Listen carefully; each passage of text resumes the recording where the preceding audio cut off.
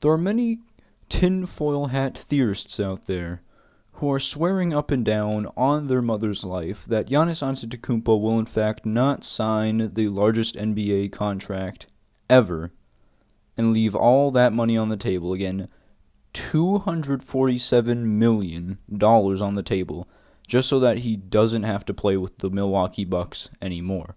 Now, while I think that there may be some truth to these theories and that Giannis might just be looking to compete in a different market, I'm going to be completely honest. If you're not a fan of the Denver Nuggets, then you might as well start crying in your pillowcase because I'm here to tell you that it's not happening.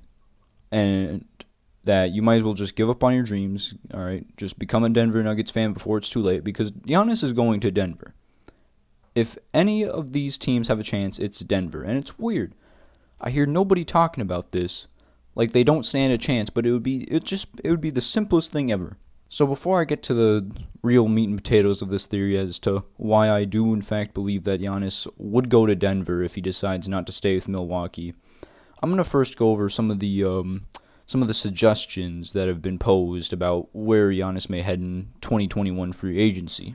So starting off our list, we have the Dallas Mavericks. Now Dallas, I'll give them credit where credit's due. This team all around seems like it would be a pretty good fit for Giannis. And they even have the cap to spare, right? My problem with this is I feel as though a lot of people are just looking at Luka Doncic's rookie contract and saying, "Oh yeah, it's a pretty rare affordable rookie contract. It's totally not like he's going to get a $30 million extension next season or anything like that." And here's where my problem lies. You see, while the money won't be that much of an issue, because I feel like if Giannis is definitely going to leave all of the $200 million plus contract, largest in NBA history, if he's willing to leave that on the table, I don't think money is that much of an issue for him. But if he's going to contend, I feel like he may just have to really settle down and realize, okay, Luka Doncic, right? Wonder Boy. He's a damn good player. He could potentially be one of the best ever. What Giannis has to do is simple. He just has to basically accept his role, right? Play alongside Luka Doncic, not try to compete against him. And I feel like he's probably capable of doing that. But at the same time, it's like, again, 2-time MVP. Does that get to his head or no? Because definitely, if he's gonna move to a super team environment, he's gonna have to play his game a little differently. He's definitely gonna have to spend a little bit more time off the ball. He's not gonna be the focal point of the offense.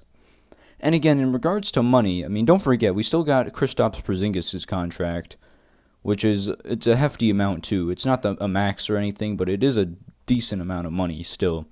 Add that with Luka Doncic's contract extension, whatever that may be in the 2022 season, and then Giannis's money. And they're probably going to be diving very deep into the luxury tax. So, again, money isn't the biggest issue in the world. However, I would be a little worried about the fit because this team's best players are pretty much all forwards. Luka Doncic did play point guard technically, but size-wise, they're all pretty much forwards. Next up, Toronto Raptors. This has been an idea that's being thrown around. I say no, it's not going to happen. Reason being is because, number one, the only player that's pretty much going to be guaranteed left on the roster by the time Giannis signs and gets into that situation is Pascal Siakam. That's going to be an extremely awkward fit. You got two guys who share the exact same position, who have very similar play styles. Putting those two on the court at the exact same time, that's going to be a pretty awkward fit. And also Kyle Lowry. I say Kyle Lowry is honestly up there with CP3 in terms of point guards that are able to just get their team to the playoffs and in a constant position to win. And if he's not there next season, then I honestly don't think this team really stands a chance. And again, you're losing all of your core. The entire team's core is just gone. Marc Gasol, as much as he's getting paid, he's still a really good interior defender. He's probably not going to be around in the league after the 2020 season.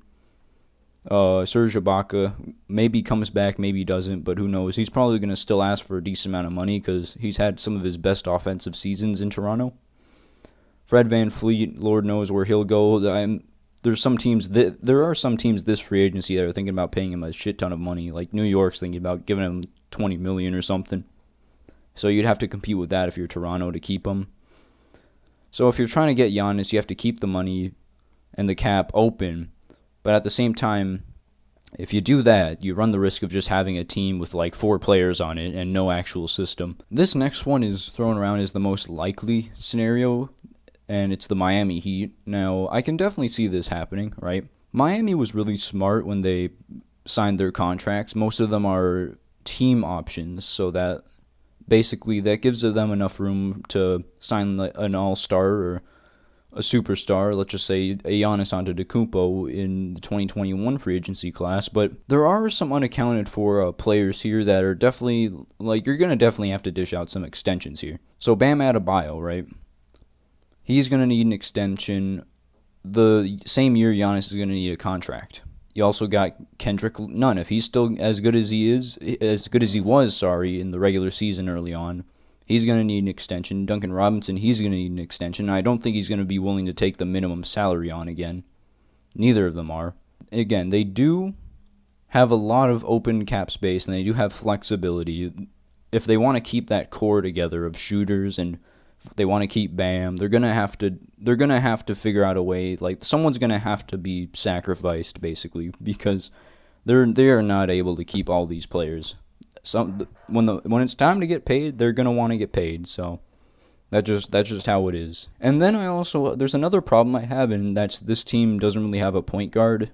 Like Goran Dragic, he might just be gone this free agency. And even if he does stick around, by the time Giannis comes through, he's 36 years old. Who knows how good he is then? So yeah, Jimmy could probably handle point guard, but again, they're just this team definitely has to really micromanage their extensions in order to make this work. The Golden State Warriors. Yeah, I've seen this one thrown around a bunch, and just looking at the salary table here, it's basically impossible. I mean, even if they got rid of everyone on this team other than Clay and Curry, they still wouldn't have enough space to sign Giannis. So what that would mean was they have to basically drop everyone on this team but Curry. And so then that basically might just defeat the whole purpose of getting Giannis. Because when you get Giannis, you want to have a system around him of shooters. And the Warriors do have that system in place, but they're already knee-deep in the luxury tax. I mean, like, you see the total down there. Jesus, just so much. So again, this one's literally impossible. There's some stupid miracle would have to take place in where the Golden State Warriors get Giannis. But again, it's possible. I'm listing all these because while they are pretty improbable, they're still possible. Final one here, number 5, Giannis Antetokounmpo to the Lakers. Now this one is a weird one.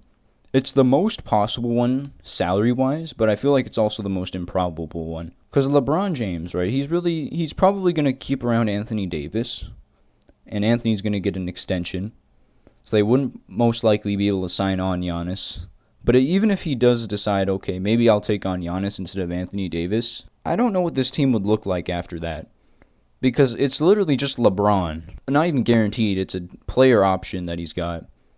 And if he decides, maybe he decides not to stay here, but LeBron's probably staying. The question is what team he's going to build around or want to build. Will he try and get Giannis? I don't think he will. I think he'll go with Anthony Davis and then a bunch of budget role players. But again, it's like you have 2 superstars on your team already. Do you really need a third one? You already won a ring. Do you really need a third one? So it can happen, but I don't think they'll pull the trigger on this one. All right, now that I've wrapped up pretty much everything in regards to what people have been saying where Giannis might be going, I'm gonna make my case for Denver here. Okay, I've heard a lot of talk about it just not being a really good fit, the money not working out.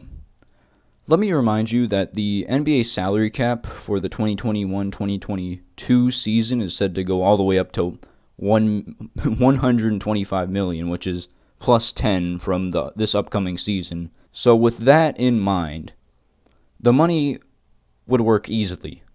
The difficult part would be moving the players needed. So what would have to happen in the 2021 season, right, for Giannis to get to Denver, what they're going to need to do is they're going to need to either get off of at least Gary Harris's or Will Barton's money. Gary Harris is getting paid guaranteed $20+ million, and he hasn't been earning it, I'd say. If you ask me, I say if you have the opportunity, just move both of them, because if you're trying to go for Giannis, right, a goddamn 2-time MVP, superstar player, you do whatever it takes to get him. Now that would be a pretty tight fit in terms of cap, because again, you've got Nikola Jokic, Jamal Murray getting paid $30+ million, and then you'd have to pay Giannis at least first year probably at least $35 million.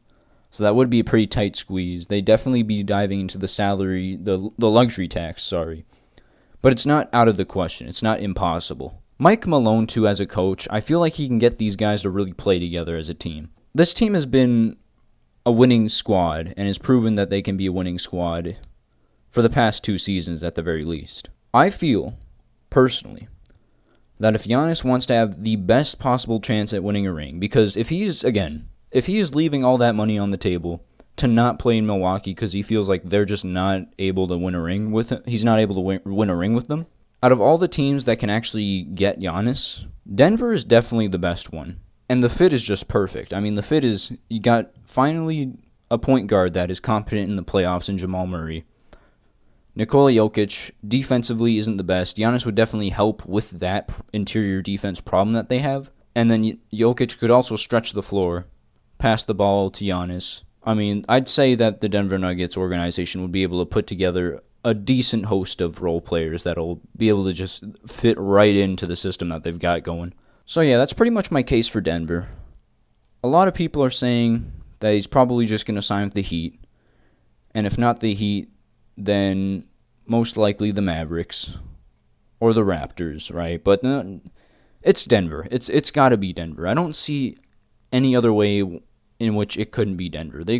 If he wants to win, right? If he wants to pretty much guarantee himself a ring, he's going to go Denver. Let me know what you think in the comments below. I think this video is probably going to be pretty long, but anyways, yeah. Giannis to Denver 2021, and take care.